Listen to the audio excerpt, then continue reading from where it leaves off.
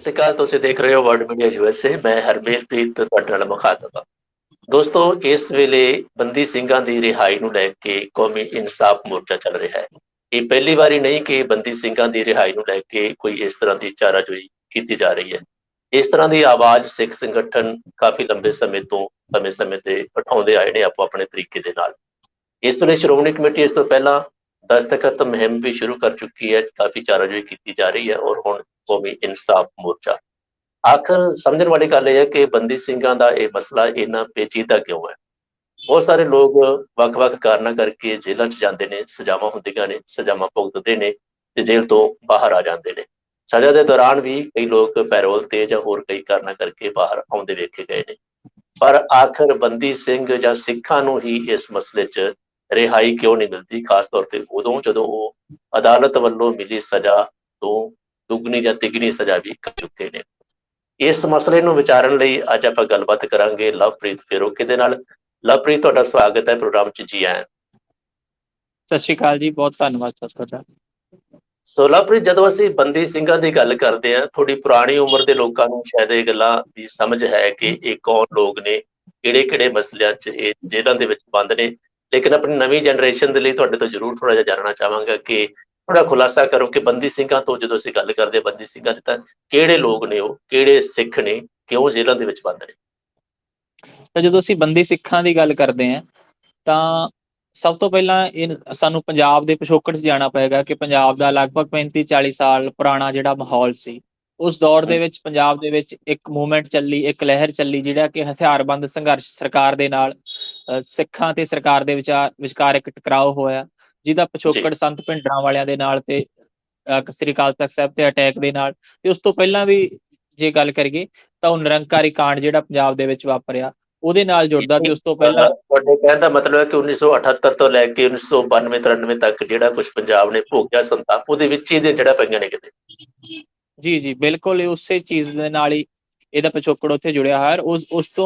ਉਸ ਦੌਰ ਦੇ ਦੌਰਾਨ ਜਿਹੜੇ ਸਿੱਖ ਨੌਜਵਾਨ ਜਿਨ੍ਹਾਂ ਨੂੰ ਲੱਗਿਆ ਕਿ ਸਾਡੇ ਨਾਲ ਧੱਕਾ ਹੋਇਆ, ਜਦੋਂ ਸ੍ਰੀ ਦਰਬਾਰ ਸਾਹਿਬ ਤੇ ਅਕਾਲ ਤਖ਼ਤ ਸਾਹਿਬ ਤੇ ਜਦੋਂ ਅਟੈਕ ਹੋਇਆ, ਉਸ ਤੋਂ ਬਾਅਦ ਜਿਹੜੀ ਪੰਜਾਬ ਦੇ ਵਿੱਚ ਜਿਹੜਾ ਮਾਹੌਲ ਬਦਲਿਆ, ਸਿਆਸੀ ਤੌਰ ਤੇ ਮਾਹੌਲ ਬਦਲਿਆ, ਔਰ ਉਹ ਜਿਹੜਾ ਹਥਿਆਰਬੰਦ ਸੰਘਰਸ਼ ਚੱਲ ਰਿਹਾ ਸੀ ਸਿੱਖਾਂ ਦੇ ਸਰਕਾਰ ਦੇ ਵਿਚਕਾਰ, ਉਹਦੇ ਦੌਰਾਨ ਕੁਝ ਘਟਨਾਵਾਂ ਹੋਈਆਂ ਜਿਹੜੀਆਂ ਕਿ ਜ਼ਾਹਿਰਾ ਤੌਰ ਤੇ ਕਾਨੂੰਨ ਉਹਨਾਂ ਨੂੰ ਕਾਨੂੰਨੀ ਨਜ਼ਰੀਏ ਨਾਲ ਦੇਖੀਏ ਤਾਂ ਉਹਦੇ ਵਿੱਚ ਕੁਝ ਜਿਹੜੇ ਸਿਆਸੀ ਲੀਡਰਾਂ ਦੇ ਕਤਲ ਹੋਏ, ਕੁਝ ਬੰਬ ਧਮਾਕੇ ਹੋਏ, ਕੁਝ ਹੋਰ ਕਈ ਘਟਨਾਵਾਂ ਨੇ। ਅਲੱਗ-ਅਲੱਗ ਜਿਹੜੇ ਲੋਕਾਂ ਨਾਲ ਅਲੱਗ-ਅਲੱਗ ਘਟਨਾਵਾਂ ਜੋੜੀਆਂ ਜਾਂਦੀਆਂ ਨੇ।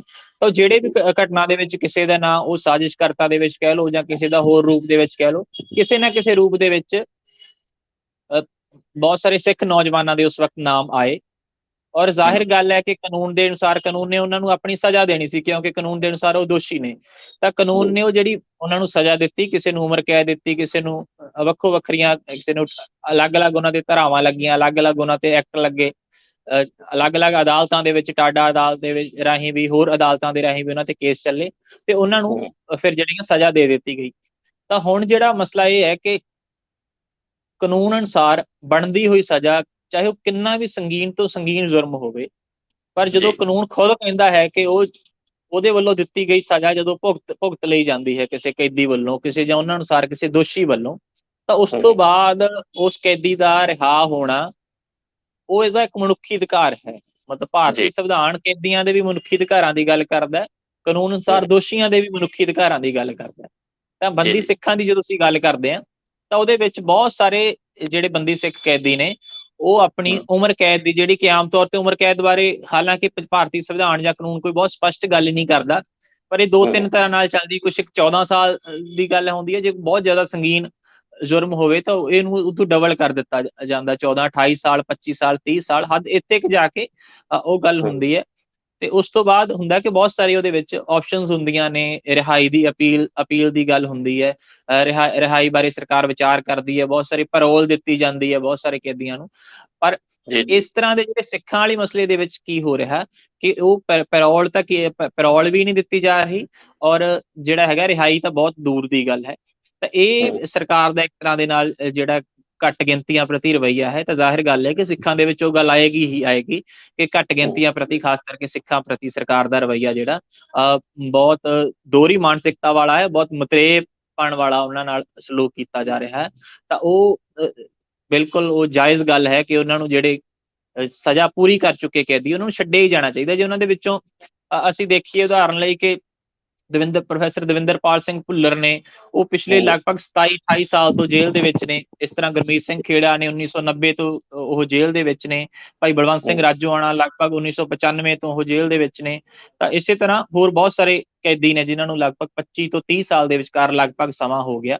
ਔਰ ਇਹਨਾਂ ਦੇ ਵਿੱਚੋਂ ਸਿਰਫ ਉਹੀ ਨਹੀਂ, ਇਹ ਤਾਂ ਸਿੱਧੇ ਤੌਰ ਤੇ ਉਹਨਾਂ ਕੈਦੀਆਂ ਦੀ ਮੈਂ ਗੱਲ ਕੀਤੀ ਜਿਨ੍ਹਾਂ ਤੇ ਹਥਿਆਰਬੰਦ ਸੰਘਰਸ਼ ਦਾ ਜਾਂ ਉਹਨਾਂ ਤੇ ਕੁਛ ਜਿਹੜੀਆਂ ਘਟਨਾਵਾਂ ਵਾਪਰੀਆਂ ਉਹਨਾਂ ਦੇ ਵਿੱਚ ਉਹਨਾਂ ਦੀ ਹਿੱਸੇਦਾਰੀ ਦੇ ਇਲਜ਼ਾਮ ਸੀ। ਇਸ ਤੋਂ ਇਲਾਵਾ ਕੁਛ ਇਹੋ ਜਿਹੇ ਕੈਦੀ ਵੀ ਨੇ ਜਿਵੇਂ ਜੱਗੀ ਜੌਹਲ ਹੋਰਾਂ ਦੀ ਗੱਲ ਕਰੀਏ, ਜਿਨ੍ਹਾਂ ਨੂੰ ਕੁਝ ਸਾਲ ਪਹਿਲਾਂ ਇੱਥੇ ਉਹਨਾਂ ਦੀ ਗ੍ਰਿਫਤਾਰੀ ਹੋਈ। ਇਹ ਤਾਂ ਉਹਨਾਂ ਤੇ ਕੋਈ ਉਸ ਤਰ੍ਹਾਂ ਹਥਿਆਰਬੰਦ ਸੰਘਰਸ਼ ਦਾ ਵੀ ਕੋਈ ਇਲਜ਼ਾਮ ਨਹੀਂ ਹੈ। ਉਹਨਾਂ ਤੇ ਤਾਂ ਜਸਟ ਉਹਨਾਂ ਤੇ ਵੱਖਰੀ ਹਮਦਰਦੀ ਦਾ ਕਿ ਉਹ ਖਾਲਿਸਤਾਨੀ ਲਹਿਰ ਨੂੰ ਜਾਂ ਖੜਕੂ ਲਹਿਰ ਤੇ ਹਮਦਰਦੀ ਦਾ ਕਿ ਤੇ ਇਸ ਤੋਂ ਇਲਾਵਾ ਜਿਹੜੇ ਸਰਕਾਰ ਟੈਗ ਲਾਉਂਦੀ ਹੁੰਦੀ ਹੈ ਕਿ ਇਹਨਾਂ ਦੇ ਜਿਹੜੇ ਦੇਸ਼ ਵਿਰੋਧੀ ਚੀਜ਼ਾਂ ਦੇ ਨਾਲ ਸੰਬੰਧ ਨੇ, ਉਸ ਤਰ੍ਹਾਂ ਦੀਆਂ ਚੀਜ਼ਾਂ ਕਹਿ ਕੇ ਉਹਨਾਂ ਨੂੰ ਬਿਨਾਂ ਜਿਹੜੀ ਹੈਗੀ ਸਜ਼ਾ ਉਹਨਾਂ ਦੀ ਹੋਇਆ, ਕੋਈ ਉਹਨਾਂ ਨੂੰ ਸਜ਼ਾ ਨਹੀਂ ਮਿਲੀ ਹੋਈ ਅਦਾਲਤ ਦੇ ਵੱਲੋਂ, ਉਸ ਤਰ੍ਹਾਂ ਦੇ ਕੈਦੀ ਵੀ ਜਿਹੜੇ ਹੈਗੇ ਹਜੇ ਤੱਕ ਜੇਲ੍ਹ ਦੇ ਵਿੱਚ ਰੱਖੇ ਗਏ ਨੇ। ਕਈ ਸਾਲਾਂ ਤੋਂ ਲਗਾਤਾਰ ਇਹ ਚੱਲ ਰਿਹਾ। ਔਰ ਇਹ ਭਾਰਤੀ ਸਟੇਟ ਦੇ ਵਿੱਚ ਮਤਲਬ ਇਹ ਸਿੱਖਾਂ ਦੇ ਨਾਲ, ਮੁਸਲਮਾਨਾਂ ਦੇ ਨਾਲ, ਔਰ ਇਸ ਤੋਂ ਇਲਾਵਾ ਆਦੀਵਾਸੀਆਂ ਦੇ ਨਾਲ ਤੇ ਸਿਆਸੀ ਬੁੱਧੀਜੀਵੀਆਂ ਦੇ ਕੇਸਾਂ ਨਾਲ ਵੀ ਜਦੋਂ ਅਸੀਂ ਇਸ ਨੂੰ ਇੱਕ ਵੱਡੇ ਕੰਸੈਪਟ ਦੇ ਨਾਲ ਜੋੜਦੇ ਹਾਂ ਕਿ ਪੰਜਾਬ ਦੇ ਭਾਰਤ ਦੇ ਵਿੱਚ ਜਿਹੜੇ ਵੀ ਸਿਆਸੀ ਬੁੱਧੀਜੀਵੀ ਬਹੁਤ ਸਾਰੇ ਸਰਕਾਰ ਵੱਲੋਂ ਜੇਲ੍ਹਾਂ ਦੇ ਵਿੱਚ ਰੱਖੇ ਹੋਏ ਆ, ਉਹ ਸਾਰੀ ਗੱਲ ਦੇ ਨਾਲ ਵੀ ਇਹ ਗੱਲ ਜੁੜਦੀ ਹੈ ਕਿ ਸਿਆਸੀ ਕੈਦੀਆਂ ਦੇ ਨਾਲ ਸਰਕਾਰ ਜਿਹੜਾ ਵਿਵਹਾਰ ਕਰਦੀ ਹੈ ਉਹ ਬਹੁਤ ਮਾੜੀ ਗੱਲ ਹੈ। ਔਰ ਖਾਸ ਤੌਰ ਕੇ ਸਿੱਖ ਇੱਕ ਘੱਟ ਗਿਣਤੀ ਹੋਣ ਦੇ ਕਾਰਨ ਵੀ ਇਹਦੇ ਲਪੇਟ ਚ ਆ ਰਹੇ ਆ। ਔਰ ਜੇ ਭਾਈ ਸਰਕਾਰ ਮੰਨਦੀ ਵੀ ਹੈ, ਸਰਕਾਰ ਦਾ ਇਹ ਤਰਕ ਵੀ ਹੋ ਸਕਦਾ ਹੈ ਕਿ ਭਾਈ ਉਹਨਾਂ ਤੋਂ ਸਟੇਟ ਨੂੰ ਜਾਂ ਇਹਦੀ ਦੇਸ਼ ਦੀ ਏਕਤਾ ਅਖੰਡਤਾ ਉਹਨਾਂ ਅਨੁਸਾਰ ਜਾਂ ਉਹ ਕਹਿ ਸਕਦੇ ਆ ਕਿ ਇਹਨੂੰ ਖਤਰਾ ਹੈ, ਤਾਂ ਫਿਰ ਸਰਕਾਰ ਨੂੰ ਕੋਈ ਸਵਾਲ ਕਰਨੇ ਬਣਦੇ ਆ ਕਿ ਜੇ ਤੁਸੀਂ ਇਸ ਤਰ੍ਹਾਂ ਦੇ ਖਤਰੇ ਦੀ ਗੱਲ ਕਰਦੇ ਹੋ, ਜੇ ਤੁਹਾਡੇ ਅਨੁਸਾਰ ਉਹ ਸੱਚੀ ਉਸ ਤਰ੍ਹਾਂ ਦੇ ਖਤਰੇ ਹਨ, ਤਾਂ ਫਿਰ ਉਹਨਾਂ ਤੋਂ ਉਸ ਤਰ੍ਹਾਂ ਦੇ ਖਤਰੇ ਕਿਉਂ ਨਹੀਂ ਹਨ ਜਿਹੜੇ ਆਏ ਦਿਨ ਭਾਜਪਾ ਦੇ, RSS ਦੇ, ਬਜਰੰਗ ਦਲ ਦੇ ਜਾਂ ਹੋਰ ਇਹਨਾਂ ਦੀਆਂ ਸਹਿਯੋਗੀ ਜਥੇਬੰਦੀਆਂ ਦੇ ਜਿਹੜੇ ਆਗੂ ਨੇ ਉਹ ਲਗਾਤਾਰ ਜਦੋਂ ਹਿੰਦੂ ਰਾਸ਼ਟਰ ਬਣਾਉਣ ਦੀ ਗੱਲ ਕਰਦੇ ਨੇ, ਵੱਖਵਾਦ ਦੀ ਗੱਲ ਕਰਦੇ ਨੇ, ਤਾਂ ਉਹਨਾਂ ਤੇ ਉਹ ਜਿਹੜੀਆਂ ਜਿਹੜੇ ਹੈਗੇ ਆ ਕਾਨੂੰਨ ਉਹ ਕਿਉਂ ਨਹੀਂ ਲਾਗੂ ਹੁੰਦੇ। ਤਾਂ ਬਿਲਕੁਲ ਇੱਥੇ ਸਪਸ਼ਟ ਗੱਲ ਹੈ ਕਿ ਜਿਹੜਾ ਹੈਗਾ ਇੱਥੇ ਘੱਟ ਗਿਣਤੀਆਂ ਦੇ ਨਾਲ ਇੱਕ ਵੱਖਰੀ ਤਰ੍ਹਾਂ ਦਾ ਵਿਵਹਾਰ ਕੀਤਾ ਜਾ ਰਿਹਾ ਸਰਕਾਰ ਦੇ ਵੱਲੋਂ। ਔਰ ਬਹੁਤ ਸਪਸ਼ਟ ਹੈ ਕਿ ਸਰਕਾਰ ਇਸ ਤੇ ਜੇ ਫੈਸਲਾ ਲਵੇ, ਫੈਸਲਾ ਤਾਂ ਲੈਣਾ ਬਹੁਤ ਅਗਲੀ ਗੱਲ ਹੈ, ਘੱਟੋ ਘੱਟ ਟੇਬਲ ਟਾਕ ਤੇ ਵੀ ਨਹੀਂ ਆ ਰਹੀ। ਤਾਂ ਪੰਜਾਬ ਦੇ ਵਿੱਚ ਇਸ ਬਾਬਤ ਦੋ ਅੰਦੋਲਨ ਚੱਲ ਰਹੇ, ਜਿਵੇਂ ਅਸੀਂ ਗੱਲ ਕੀਤੀ। ਇੱਕ ਚੀਜ਼ ਤੁਹਾਡੇ ਤੋਂ ਸਮਝਣਾ ਚਾਹਾਂਗਾ ਕਿ ਇਸ ਸਰਕਾਰ ਦੇ ਬਾਰੇ ਚ ਅਸੀਂ ਇਹ ਚੀਜ਼ਾਂ ਕਹਿ ਰਹੇ ਹਾਂ, ਇਹ ਸਰਕਾਰ 8 ਸਾਲ ਪੁਰਾਣੀ ਹੈ, ਲੇਕਿਨ ਬੰਦੀ ਸਿੰਘਾਂ ਦੀ ਰਿਹਾਈ ਦਾ ਮਸਲਾ ਕਾਫੀ ਸਾਲ ਪੁਰਾਣਾ ਹੈ। ਯਾਨੀ ਕਿ ਮੇਰਾ ਕਹਿਣ ਦਾ ਮਤਲਬ ਕਾਂਗਰਸ ਦੀਆਂ ਸਰਕਾਰਾਂ ਵੇਲੇ ਵੀ ਇਹ ਉੱਠਦਾ ਰਿਹਾ ਹੈ, ਜੋਧਪੁਰ ਦੀਆਂ ਜੇਲ੍ਹਾਂ ਚ ਜਾਂ ਹੋਰ ਕਿਤੇ ਬੰਦ ਜਿਹੜੇ ਸਾਡੇ ਸਿੱਖ ਨੇ ਉਹਨਾਂ ਦੀ ਰਿਹਾਈ ਲਈ। ਇਹ ਸਰਕਾਰ ਜਦੋਂ ਬਣਦੀ ਹੈ BJP ਦੀ ਜਾਂ ਇਹਨਾਂ ਦੇ ਅਲਾਇੰਸ ਦੀ, ਤਾਂ ਅਕਾਲੀ ਦਲ, ਸ਼੍ਰੋਮਣੀ ਅਕਾਲੀ ਦਲ ਜਿਹੜਾ ਸਿੱਖ ਜਥੇਬੰਦੀ, ਸਿੱਖ ਸੰਗਠਨ ਹੈ, ਸਿੱਖ ਪਾਰਟੀ ਹੈ, ਉਹ ਇਹਦੇ ਵਿੱਚ ਭਾਈਵਾਲ ਹੁੰਦਾ ਜਿਹੜਾ ਇਸ ਵੇਲੇ ਸ਼੍ਰੋਮਣੀ ਕਮੇਟੀ ਦੇ ਜ਼ਰੀਏ ਇੱਕ ਮੂਵਮੈਂਟ ਚਲਾ ਰਿਹਾ, ਇੱਕ ਸੰਘਰਸ਼ ਬੰਦੀ ਸਿੰਘਾਂ ਦੀ ਰਿਹਾਈ ਨੂੰ ਲੈ ਕੇ ਚਲਾ ਰਿਹਾ, ਵੱਖ-ਵੱਖ ਮੌਕਿਆਂ ਦੇ ਉੱਤੇ ਕੋਸ਼ਿਸ਼ ਕਰ ਰਿਹਾ। ਤਾਂ ਤੁਸੀਂ ਥੋੜਾ ਸਮਝਾਓ ਕਿ ਸਰਕਾਰ ਦੇ ਤਰਕ ਨੇ, ਤੁਸੀਂ ਗੱਲ ਕੀਤੀ ਕਿ ਸਰਕਾਰ ਜਦੋਂ ਵੀ ਰਿਹਾਈ ਦਾ ਮਸਲਾ ਆਉਂਦਾ ਹੈ, ਗੱਲ ਅਦਾਲਤਾਂ 'ਚ ਵੀ ਜਾਂਦੀ ਤਾਂ ਆਪਣੇ ਤਰਕ ਦੇ ਕੇ ਉਸ ਰਿਹਾਈ ਨੂੰ ਰੋਕਦੀ ਹੈ ਕਿ ਇਹਨਾਂ ਲੋਕਾਂ ਤੋਂ ਖਤਰਾ ਹੋ ਸਕਦਾ ਹੈ, ਇਹਨਾਂ ਨੂੰ ਰਿਹਾ ਕਰਨ ਦੇ ਨਾਲ ਖਤਰਾ ਹੋ ਸਕਦਾ ਹੈ। ਸਾਡੇ ਸਿੱਖ ਲੀਡਰਸ਼ਿਪ ਦੀ ਪੋਜੀਸ਼ਨ ਕੀ ਰਹੀ ਹੈ? ਆਖਿਰ ਕਿਉਂ ਬੰਦੀ ਸਿੰਘਾਂ ਨੂੰ ਉਦੋਂ ਵੀ ਰਿਹਾ ਨਹੀਂ ਕਰਵਾਇਆ ਜਾ ਸਕਿਆ ਜਦੋਂ ਉਹ ਸਰਕਾਰ ਦੇ ਵਿੱਚ ਹਿੱਸੇਦਾਰ ਸਨ? ਜੀ ਇਹ ਥੋੜੀ ਜਿਹੀ ਮੈਨੂੰ ਲੱਗਦਾ ਕਿ ਪੰਜਾਬ ਦੇ ਲਈ ਕਾਫੀ ਅਫਸੋਸ ਵਾਲੀ ਗੱਲ ਹੈ ਕਿ ਸਿੱਖਾਂ ਦੇ ਵਿੱਚ ਜਿਹੜੀ ਸਿੱਖਾਂ ਦੀ ਨੁਮਾਇੰਦਾ ਅਖਵਾਉਣ ਵਾਲੀ ਧਿਰ ਹੈ, ਸ਼੍ਰੋਮਣੀ ਅਕਾਲੀ ਦਲ, ਬਾਦਲ ਜਿਹੜੀ ਪਾਰਟੀ ਹੈ, ਉਹਨਾਂ ਦਾ ਰਵੱਈਆ ਜਦੋਂ ਉਹ ਸੱਤਾ ਦੇ ਵਿੱਚ ਸੀ, ਭਾਜਪਾ ਦੇ ਨਾਲ ਉਹ ਸੱਤਾ ਦੇ ਵਿੱਚ ਮਲਾਈ ਖਾ ਰਹੇ ਸੀ, ਉਹ ਮਿਨਿਸਟਰੀਆਂ ਵੀ ਭੋਗ ਰਹੇ ਸੀਗੇ, ਉਦੋਂ ਉਹਨਾਂ ਦਾ ਜਿਹੜਾ ਰਵੱਈਆ ਸੀ ਉਹ ਬਹੁਤ ਜ਼ਿਆਦਾ ਗੈਰ ਗੰਭੀਰਤਾ ਵਾਲਾ ਸੀ। ਔਰ ਈਵਨ ਕਿ ਇਸ ਮਸਲੇ ਤੇ ਉਹਨਾਂ ਦੀ ਕੋਈ ਬਹੁਤ ਸੀਰੀਅਸ ਟਿੱਪਣੀ ਤੱਕ ਵੀ ਉਹਨਾਂ ਨੇ ਉਸ ਵਕਤ ਨਹੀਂ ਕੀਤੀ। ਉਹਨਾਂ ਨੇ ਬਿਲਕੁਲ ਉਹਨਾਂ ਦੇ ਕਿਸੇ ਬਚਨ ਤੋਂ, ਕਿਸੇ ਉਹਨਾਂ ਦੇ ਬਿਆਨ ਤੋਂ ਜਾਂ ਇਸ ਤੋਂ ਇਲਾਵਾ ਉਹਨਾਂ ਦੀ ਕਿਸੇ ਵੀ ਕਿਰਿਆ ਤੋਂ ਇਹ ਗੱਲ ਲੱਗੀ ਨਹੀਂ ਕਿ ਉਹ ਥੋੜਾ ਬਹੁਤ ਵੀ ਇਸ ਮਸਲੇ ਬਾਰੇ ਸੀਰੀਅਸ ਹੋਣ।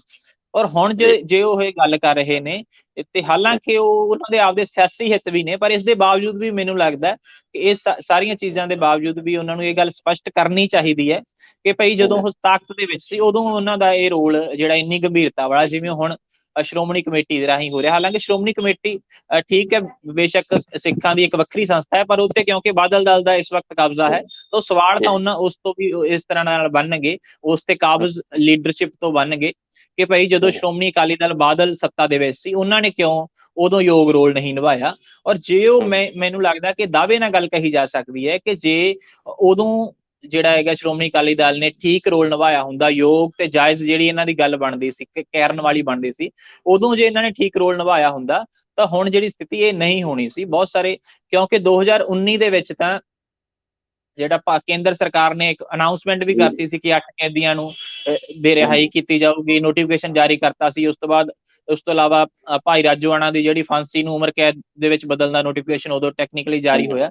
ਉਸ ਤੋਂ ਬਾਅਦ ਵੀ ਉਹ ਜਿਹੜੇ 8 ਉਸਦੀ ਵੀ ਪੈਰਵਾਈ ਨਹੀਂ ਅਕਾਲੀ ਦਲ ਵੱਲੋਂ ਕੀਤੀ ਗਈ ਕਿ ਉਹ 8 ਕੈਦੀਆਂ ਦੀ ਰਿਹਾਈ ਦੀ ਜਿਹੜੀ ਗੱਲ ਕੀਤੀ ਗਈ ਸੀ ਉਹਦੇ ਵਿੱਚੋਂ ਵੀ ਅੱਧੇ ਹੀ ਕੈਦੀ ਛੱਡੇ ਗਏ, ਪੂਰੇ ਕੈਦੀ ਉਹ ਵੀ ਨਹੀਂ ਛੱਡੇ ਗਏ। ਤਾਂ ਜਿਨ੍ਹਾਂ ਦੀ ਬਿਲਕੁਲ ਇਸ ਤਰ੍ਹਾਂ ਭਾਈ ਪ੍ਰੋਫੈਸਰ ਭੁੱਲਰ ਹੋਰਾਂ ਵਾਲੀ ਰਿਹਾਈ ਉਹ ਦਿੱਲੀ ਸਰਕਾਰ ਦੇ ਵਿੱਚ ਮਸਲਾ ਅਟਕਿਆ ਹੋਇਆ, ਤਾਂ ਹੁਣ ਵਾਲੀ ਪੰਜਾਬ ਸਰਕਾਰ ਤੋਂ ਵੀ ਉਸੇ ਤਰ੍ਹਾਂ ਦੇ ਸਵਾਲ ਨੇ। ਤਾਂ ਉਹ ਲੈ ਦੇ ਕੇ ਮਤਲਬ ਕਹਿਣ ਵਾਲੀ ਗੱਲ ਇਹ ਹੈ ਕਿ ਇਹ ਜਿਹੜੀ ਸਿੱਖ ਲੀਡਰਸ਼ਿਪ ਆਪਦੇ ਆਪ ਨੂੰ ਖਵਾਉਣ ਵਾਲੀ ਸ਼੍ਰੋਮਣੀ ਅਕਾਲੀ ਦਲ ਹੈ, ਇਹਦਾ ਜਿਹੜਾ ਰੋਲ ਰਿਹਾ ਹੈ ਸੱਚੀ ਜੇ ਇਹਨੇ ਥੋੜੀ ਬਹੁਤ ਵੀ ਗੰਭੀਰਤਾ ਦਿਖਾਈ ਹੁੰਦੀ ਤਾਂ ਸਥਿਤੀ ਕਾਫੀ ਵਧੀਆ ਹੋ ਸਕਦੀ ਸੀ। ਕਾਫੀ ਜਿਹੜੇ ਸਿੱਖ ਕੈਦੀ ਹੋ ਚਾਹੇ ਉਹ ਪੈਰੋਲ ਤੇ ਹੀ ਬਾਹਰ ਆਉਂਦੇ, ਪਰ ਬਹੁਤ ਸਾਰੇ ਕੈਦੀਆਂ ਨੇ ਬਾਹਰ ਆ ਜਾਣਾ ਸੀ। ਜੀ ਜੀ।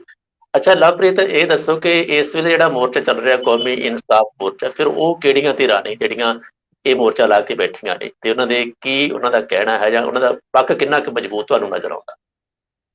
ਜੀ, ਜਿੱਥੋਂ ਤੱਕ ਪੰਜਾਬ ਦੇ ਵਿੱਚ ਲੱਗੇ ਹੋਏ ਮੋਰਚੇ ਦੀ ਗੱਲ ਕਰੀਏ ਤਾਂ ਇੱਕ ਤਰ੍ਹਾਂ ਨਾਲ ਚਾਹੇ ਉਹ ਸ਼੍ਰੋਮਣੀ ਅਕਾਲੀ ਦਲ ਦਾ ਰੋਲ ਜੋ ਵੀ ਰਿਹਾ ਹੋਵੇ, ਪਰ ਸਾਨੂੰ ਇਹ ਗੱਲ ਮੰਨਣੀ ਪਏਗੀ ਕਿ ਇਸ ਵਕਤ ਜਿਹੜਾ ਇਸ ਮਸਲੇ ਤੇ ਦੋ ਮੋਰਚੇ ਇੱਕ ਤਰ੍ਹਾਂ ਨਾਲ ਲੱਗੇ ਹੋਏ ਨੇ। ਇੱਕ ਤਾਂ ਸ਼੍ਰੋਮਣੀ ਗੁਰਦੁਆਰਾ ਪ੍ਰਬੰਧਕ ਕਮੇਟੀ ਜਿਹੜਾ ਆਪਣਾ ਮੋਰਚਾ ਚਲਾ ਰਹੀ ਹੈ, ਉਹਦਾ ਰੂਪ ਬੇਸ਼ੱਕ ਉਹ ਹਸਤਾਖਰ ਵਾਲਾ ਹੈ ਕਿ ਉਹ ਕਹਿ ਰਿਹਾ ਕਿ ਅਸੀਂ 10 ਲੱਖ ਲੋਕਾਂ ਦੇ ਹਸਤਾਖਰ ਕਰਾ ਕੇ ਉਹ ਰਾਸ਼ਟਰਪਤੀ ਨੂੰ ਭੇਜਣੇ ਆ, ਜਾਂ ਠੀਕ ਹੈ ਉਹ ਵਿਚਾਰਧਾਰਕ ਮਤਭੇਦ ਹੋਣ ਦੇ ਬਾਵਜੂਦ ਜਾਂ ਉਹਨਾਂ ਦਾ ਪਿਛਲਾ ਰਵੱਈਆ ਜਿਹੜਾ ਗੈਰ ਸੰਤੁਸ਼ਟੀਜਨਕ, ਗੈਰ ਗੰਭੀਰ ਹੋਣ ਦੇ ਬਾਵਜੂਦ ਵੀ ਇਸ ਗੱਲ ਦੀ ਸ਼ਲਾਘਾ ਕਰਨੀ ਬਣਦੀ ਹੈ ਕਿ ਚਲੋ ਆਵਾਜ਼ ਉਠਾ ਰਹੇ ਆ, ਕਿਉਂਕਿ ਅਖਲਾਕੀ ਤੌਰ ਤੇ, ਨੈਤਿਕ ਤੌਰ ਤੇ ਉਸ ਮੁੱਦੇ ਨੂੰ ਕੋਈ ਗਲਤ ਨਹੀਂ ਕਹਿ ਸਕਦਾ ਕਿ ਉਹ ਮੁੱਦਾ ਬਹੁਤ ਜ਼ਿਆਦਾ ਜੈਨੂਇਨ ਮੁੱਦਾ ਹੈ।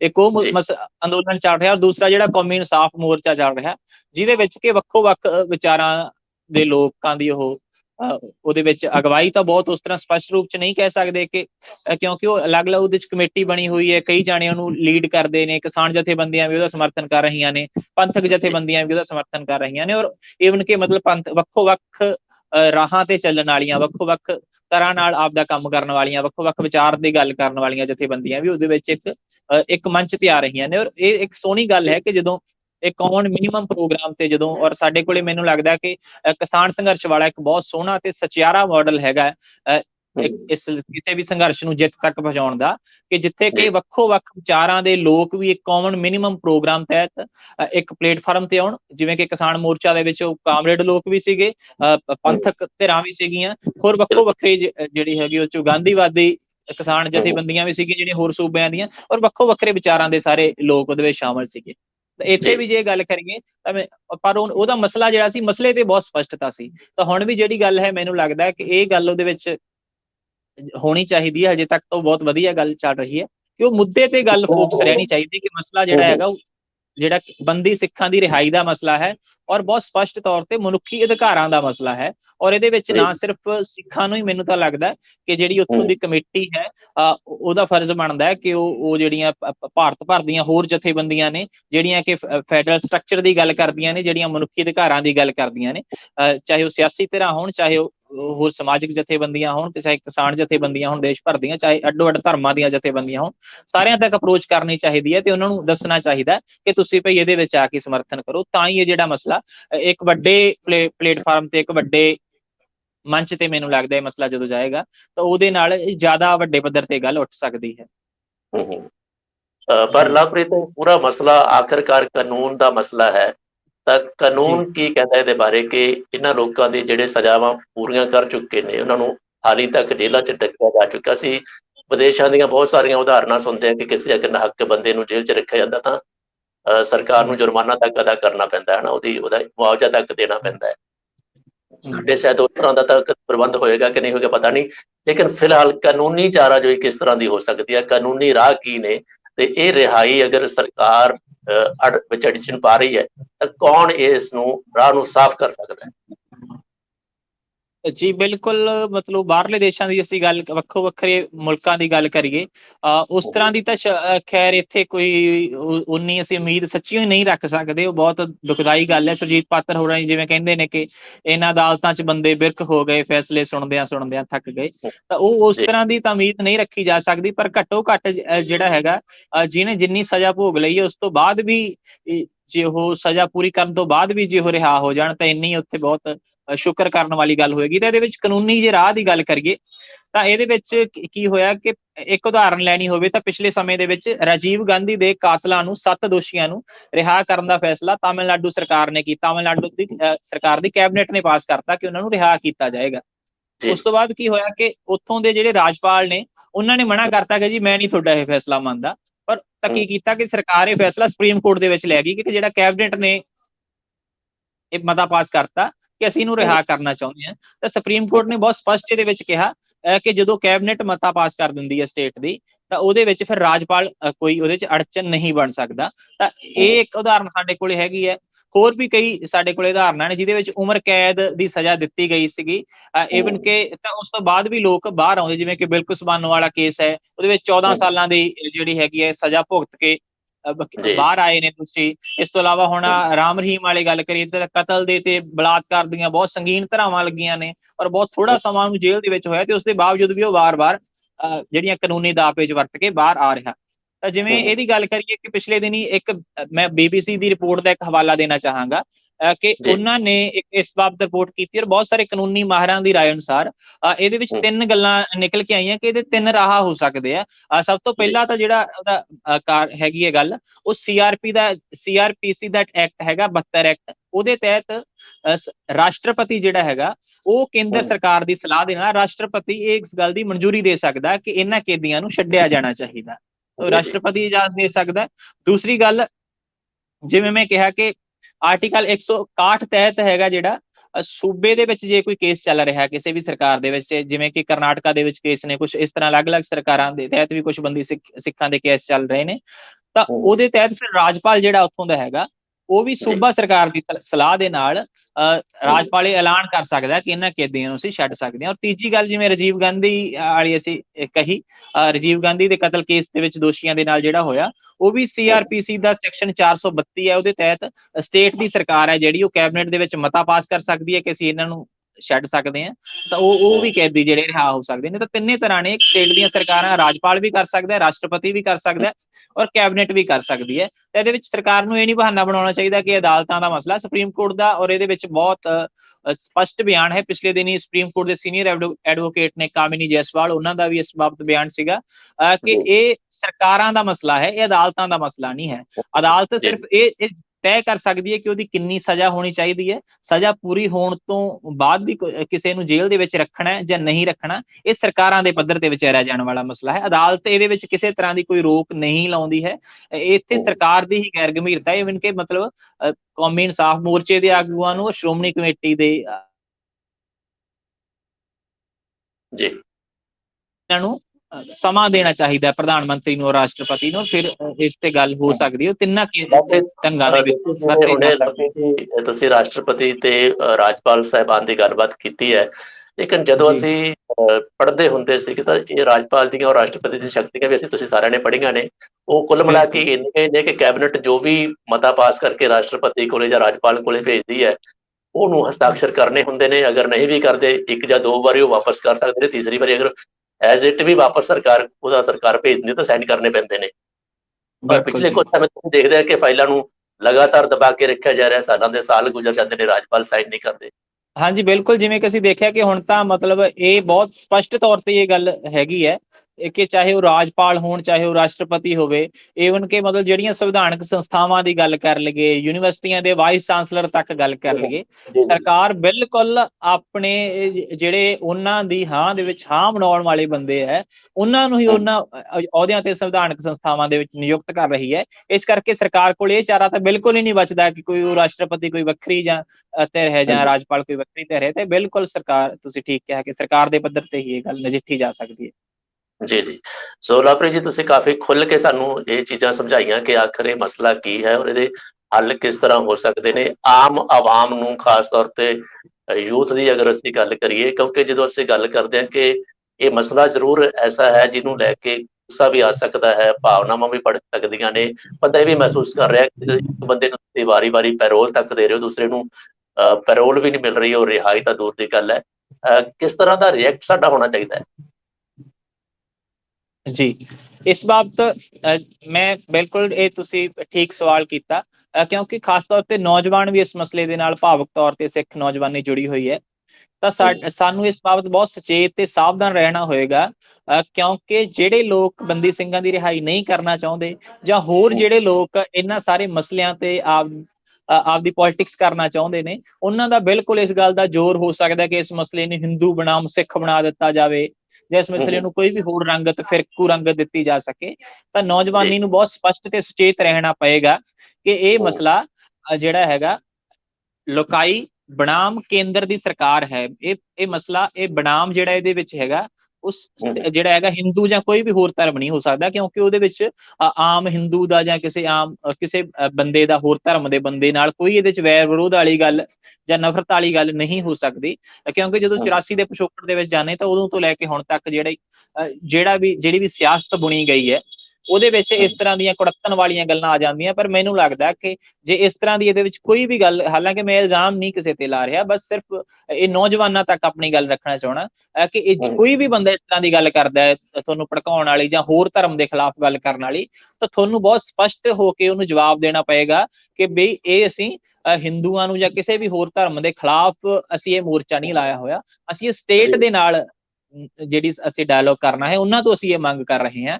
ਤਾਂ ਕਿਉਂਕਿ ਭਾਜਪਾ ਇਹ ਦਾਅਵਾ ਕਰਦੀ ਹੈ ਕੋਈ ਹਿੰਦੂਆਂ ਦੀ ਨੁਮਾਇੰਦਾ ਹੈ, ਪਰ ਅਸਲ ਦੇ ਵਿੱਚ ਉਹਦੀ ਕੋਈ ਉਸ ਤਰ੍ਹਾਂ ਦੀ ਅਪਰੋਚ ਨਹੀਂ ਹੈ। ਜਿਵੇਂ ਹੋਰ ਤਰ੍ਹਾਂ, ਜਿਵੇਂ ਸ਼੍ਰੋਮਣੀ ਅਕਾਲੀ ਦਲ ਬਾਦਲ ਨੇ ਸਿੱਖਾਂ ਦੇ ਨਾਂ ਤੇ ਪੋਲਿਟਿਕਸ ਕੀਤੀ ਹੈ, ਉਸੇ ਤਰ੍ਹਾਂ ਹੀ ਭਾਜਪਾ ਵੀ ਹਿੰਦੂਆਂ ਦੇ ਨਾਂ ਤੇ ਪੋਲਿਟਿਕਸ ਕਰਦੀ ਹੈ, ਜਿਵੇਂ ਵੈਸੀ ਹੋਰੀ ਮੁਸਲਮਾਨਾਂ ਦੇ ਨਾਂ ਤੇ ਪੋਲਿਟਿਕਸ ਕਰਦੇ ਨੇ। ਤੇ ਸਮਝਣਾ ਚਾਹੀਦਾ ਕਿ ਜਿਹੜੀ ਧਰਮਾਂ ਦੇ ਨਾਂ ਤੇ ਸਿਆਸਤ ਕਰਨ ਵਾਲੀਆਂ ਸਿਆਸੀ ਧਿਰਾਂ ਨੇ, ਉਹਨਾਂ ਤੋਂ ਇਹ ਮਸਲੇ ਹੱਲ ਨਹੀਂ ਹੋ ਸਕਦੇ। ਇਹ ਮਸਲੇ ਬਿਲਕੁਲ ਲੋਕ ਰਾਏ ਦੇ ਨਾਲ ਔਰ ਮਨੁੱਖੀ ਅਧਿਕਾਰਾਂ ਦਾ ਇਸ ਨੂੰ ਮਸਲਾ ਬਣਾ ਕੇ, ਔਰ ਬਿਲਕੁਲ ਸਪਸ਼ਟ ਹੋਣਾ ਚਾਹੀਦਾ ਕਿ ਹੋਰ ਘੱਟ ਗਿਣਤੀਆਂ ਦਾ ਮਸਲਾ ਹੈ, ਦਲਿਤ ਨੇ ਚਾਹੇ ਔਰਤਾਂ ਨੇ, ਹਰ ਵਰਗ ਨੂੰ ਇਸ ਦੇ ਨਾਲ ਲੈਣਾ ਚਾਹੀਦਾ। ਸਿੱਖ ਨੌਜਵਾਨੀ ਨੂੰ ਇਸ ਤੇ ਅਪਰੋਚ ਅਪਣਾਉਣੀ ਚਾਹੀਦੀ ਹੈ। ਇਹ ਸਮਝਣਾ ਚਾਹੀਦਾ ਹੈ ਕਿ ਭਾਵੁਕ ਹੋਣ ਦੀ ਬਜਾਏ ਇਸ ਗੱਲ ਨੂੰ ਬਿਲਕੁਲ ਟੈਕਨੀਕਲੀ ਵੇ ਨਾਲ, ਹਰ ਤਰ੍ਹਾਂ ਨਾਲ ਦੀਆਂ ਬਰੀਕੀਆਂ ਨੂੰ ਸਮਝ ਕੇ ਗੱਲ ਅੱਗੇ ਕਰਨੀ ਪਏ, ਕਿਉਂਕਿ ਪੰਜਾਬ ਦੇ ਵਿੱਚ ਬਹੁਤ ਰੁਝਾਨ ਹੈ ਕਿ ਅਸੀਂ ਮੋਟੀ ਜੀ ਗੱਲ ਸਮਝਣ ਦੇ ਆਦੀ ਹੋ ਗਏ ਹਾਂ।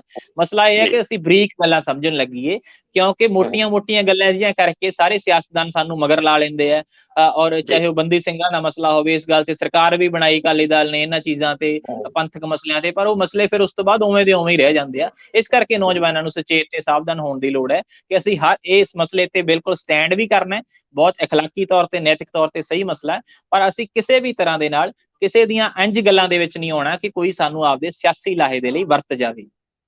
ਜੀ, ਤੋ ਲਵਪ੍ਰੀਤ ਜੀ, ਬਹੁਤ ਸ਼ੁਕਰੀਆ ਤੁਹਾਡਾ। ਪ੍ਰੋਗਰਾਮ ਤੁਸੀਂ ਸ਼ਾਮਲ ਹੋਏ ਔਰ ਉਸ ਪੂਰੇ ਬੜੇ ਸੰਗੀਨ ਔਰ ਬੜੇ ਗੰਭੀਰ ਮੁੱਦੇ ਤੇ ਸਾਨੂੰ ਜਾਣਕਾਰੀ ਸਾਡੇ ਨਾਲ ਸਾਂਝੀ ਕੀਤੀ। ਬਹੁਤ ਸ਼ੁਕਰੀਆ ਤੁਹਾਡਾ। ਮਿਹਰਬਾਨੀ। ਸ਼ੁਕਰੀਆ ਜੀ, ਬਹੁਤ ਧੰਨਵਾਦ ਜੀ।